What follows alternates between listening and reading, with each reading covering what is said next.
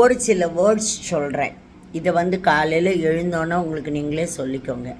யாரும் வந்தெல்லாம் நம்மளை எதுவும் சொல்ல வேண்டாம். நம்மளுக்கு நம்மளே நிறைய சொல்லிக்க வேண்டியிருக்கு. நான் ஆரோக்கியமாக இருக்கேன், என் மனசு நிம்மதியாக இருக்குது, நானும் என்னோடய குடும்பமும் நிம்மதியாக இருக்கோம், என் புத்தி தெளிவாக இருக்குது, நான் நல்ல பேரோடு வாழறேன், நான் இனிமையானவன், நான் உண்மையானவன், நான் ஒரு சக்ஸஸ் ஸ்டார், வெற்றி நட்சத்திரம், நான் சந்தோஷமாக வாழ்கிறேன், நான் நம்பிக்கை வாய்ந்தவன், நான் எப்பவும் விழிப்போடு இருக்கேன், நான் கருணையானவன், நான் அன்புள்ளம் கொண்டவன், நான் புனித ஆத்மா, நான் இவையெல்லாம் நிரம்பின மிக மிக தெய்வீக சக்தி வாய்ந்த உலகம் போற்றும் ஒரு அழகான ஆள் அப்படின்னு இதை மனப்பாடம் பண்ணிக்கோங்க. இதை என்ன பண்ணணும், காலையில் எழுந்தோடனே கண்ணு திறக்கிறதுக்கு முன்னாலேயும் ராத்திரி தூங்குறதுக்கு முன்னாலேயும் மனதார சொல்லிட்டு தூங்குங்கோ. நிஜமாகவே இது இல்லை எல்லாமே சேர்ந்து உங்களுக்கு ஒரு சக்ஸஸ் கொடுக்கும். ராகத்தினால நிவர்த்தி பண்ணுற சில விஷயங்கள் என்னன்னு தெரியுமா?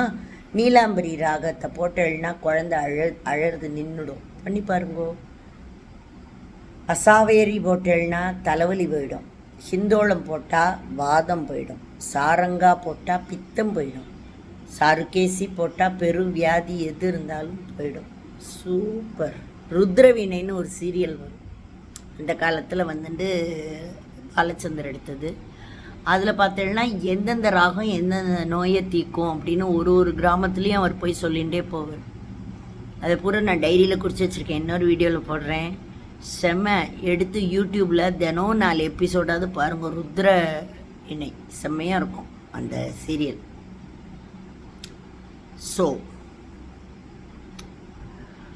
அப்புறம் உங்களுக்கு ஒரு விஷயம் தெரியுமா, ஒரு நாளும் ஒவ்வொரு ஆப்பர்ச்சுனிட்டியும் கிடச்சி வாழும்போதே நமக்கு பிடிச்ச மாதிரி வாழ்ந்துடணும். ஒரு வேலை செய்யும்போது அது நமக்கு பிடிச்ச மாதிரி வாழ்ந்துடணும்.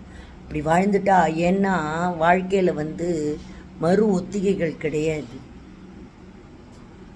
உங்களுக்கு ஒரு விஷயம் தெரியுமா, என்னை பற்றி பின்னால் போய் ஏன் தெரியுமா எல்லாரும் அப்படி சில லூசுங்க பேசிட்டல இது, அது ஏன் அப்படின்னு கேட்டால், என் பின்னால் சில பேர் பேசுகிறதுக்கு காரணம் என்கிட்ட நேர பேசுனா தரமான ஒரு ஆன்சர் கிடைக்கும் அவங்களுக்கு, நிச்சயம் அவங்களுக்கு தெரியும். அதனால தான் பயந்து போய் என் பின்னால் போய் பேசிகிட்டு இருக்காங்க.